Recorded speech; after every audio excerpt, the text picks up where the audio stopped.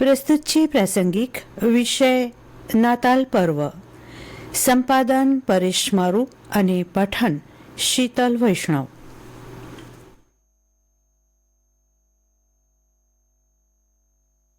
ખ્રિસ્તીઓના સૌથી મોટા પર્વ નાતાલની આજે સમગ્ર વિશ્વમાં ઉજવણી થઈ રહી છે.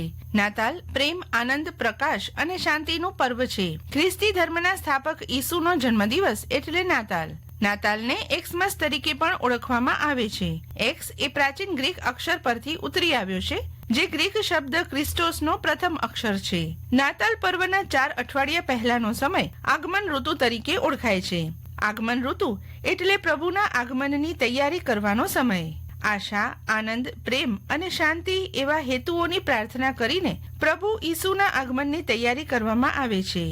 ડિસેમ્બર મહિનાની 25મી તારીખે પ્રભુ ઈસુના જન્મની ઉજવણી ખૂબ જ ધામધૂમથી કરવામાં આવે છે. એક માન્યતા અનુસાર ઈસુના જન્મ માટે ઈશ્વરે માતા તરીકે મરિયમ અને પિતા તરીકે જોસેફને પસંદ કર્યા હતા. પવિત્ર આત્માના પ્રભાવે મરિયમને ગર્ભ રહ્યો એ સમયે રોમન બાદશાહ અગસ્ટસ દ્વારા આખા રોમન સામ્રાજ્યની વસ્તી ગણતરી કરવાનું ફરમાન બહાર પાડવામાં આવેલું.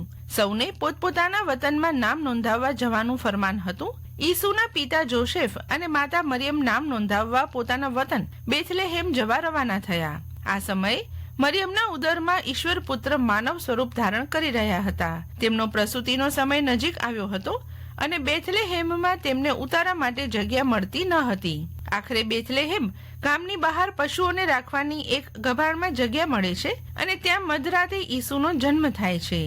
ગભાણ એ પ્રભુ ઈસુના જન્મ સ્થળનું પ્રતીક છે. નાતાલ તહેવાર નિમિત્તે ચર્ચમાં અને સૌ ખ્રિસ્તી ભાઈ બહેનો પોતાના ઘરે ઈસુના જન્મનું દ્રશ્ય ગભાણ બનાવે છે, ક્રિસમસ ટ્રી શણગારે છે અને સ્ટાર લગાડે છે. ઈસુના જન્મ સમયે એક તારો પ્રગટ્યો હતો, જે મુક્તિદાતાના જન્મની એંધાણી દર્શાવતો હતો. આ તારો નિહાળીને ઈસુના દર્શને પૂર્વના પુરોહિતો આવ્યા હતા. સેન્ટ નિકોલસ એ સાન્તા ક્લોઝ તરીકે ઓળખાયા, જે બાળકોને નાતાલના તહેવાર નિમિત્તે ભેટ આપતા હતા.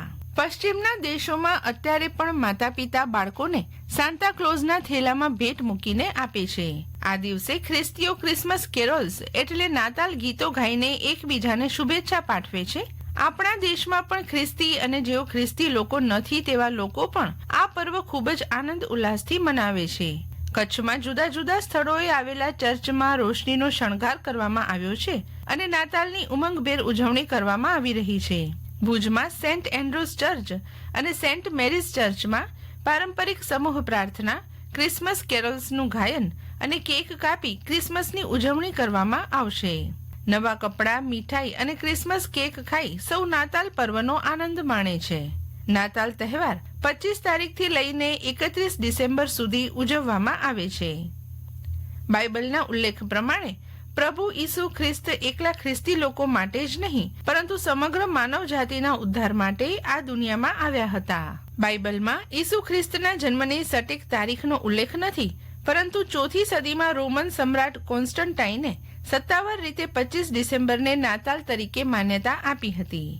એવું માનવામાં આવે છે કે આ તારીખને પ્રાચીન રોમન શિયાળુ સંક્રાંતિ ઉત્સવની સાથે જોડીને પસંદ કરવામાં આવ્યો હતો, જે કૃષિના દેવતા સેટર્નના સન્માનમાં ઉજવવામાં આવતો હતો.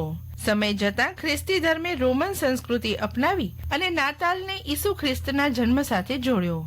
આજે નાતાલ સમગ્ર વિશ્વમાં લોકો ધર્મથી પરે થઈને ઉજવે છે. નાતાલની આધુનિક ઉજવણીમાં પ્રખ્યાત બનેલા રીત રિવાજોમાં ભેટ સોગાદોની આપલે, સંગીત, અભિવાદન, પત્રિકાઓની આપલે, દેવળોમાં થતી ઉજવણી, ખાસ પ્રકારનું ખાણું, વિવિધ સુશોભનોનું પ્રદર્શન જેમ કે નાતાલનું ઝાડ, લાઇટ વડે રોશની, તોરણો બાંધવા, એક જાતના લીલા રંગના વૃક્ષની સજાવટ, ઈશુના જન્મનું દ્રશ્ય અને લાલ ટેટાવાળું એક સદાપર્ણી ઝાડવાનું સુશોભન વગેરે બાબતોનો સમાવેશ થાય છે. નાતાલમાં સાન્તા ક્લોઝનું વિશેષ મહત્વ છે. તેને સફેદ વાળ, સફેદ દાઢી તેમજ લાલ ડગલાવાળા વૃદ્ધ ફરિશ્તાના સ્વરૂપે બતાવવામાં આવે છે. એવું માનવામાં આવે છે કે તે મોડી રાત્રે આવે છે અને બાળકો માટે અનેક પ્રકારની ભેટ, રમકડા, ચોકલેટ વગેરે લાવે છે. પ્રાસંગિકમાં આજનો વિષય નાતાલ પર્વ. સંપાદન પરેશ મારુ અને પઠન શીતલ વૈષ્ણવ.